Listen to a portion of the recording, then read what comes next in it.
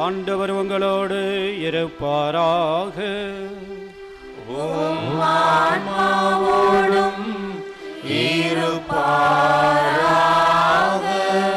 புனித மத்தேயு எழுதிய பரிசுத்த நற்செய்தியிலிருந்து வாசகம்.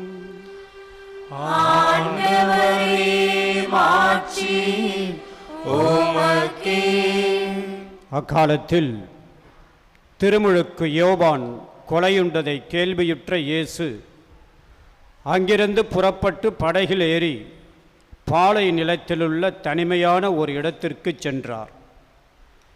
இதை கேள்விப்பட்ட திரளான மக்கள் ஊர்களிலிருந்து கால்நடையாக அவரை பின்தொடர்ந்தனர்.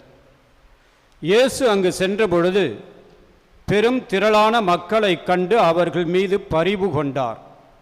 அவர்களிடையே உடல் நலமற்றிருந்தோரை குணமாக்கினார்.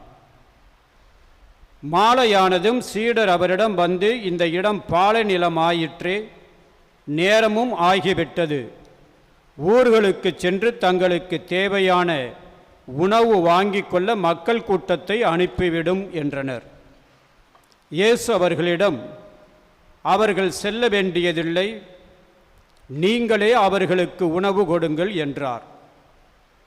ஆனால் அவர்கள் அவரை பார்த்து, எங்களிடம் 5 அப்பங்களும் 2 மீன்களும் தவிர வேறு எதுவும் இல்லையே என்றார்கள். அவர் அவற்றை என்னிடம் இங்கே கொண்டு வாருங்கள் என்றார்.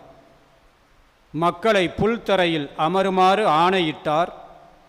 அவர் அந்த 5 அப்பங்களையும் 2 மீன்களையும் எடுத்து வானத்தை அண்ணாந்து பார்த்து கடவுளை போற்றி அப்பங்களை பிட்டு சீடர்களிடம் கொடுத்தார்.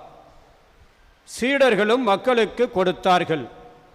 அனைவரும் வயிறார உண்டனர். எஞ்சிய துண்டுகளை 12 கூடைகள் நிறைய எடுத்தனர். பெண்களும் சிறு பிள்ளைகளும் நீங்களாக உணவு உண்ட ஆண்களின் தொகை ஏறத்தாழ 5000. ஆண்டவரின் அருள்வாக்கு.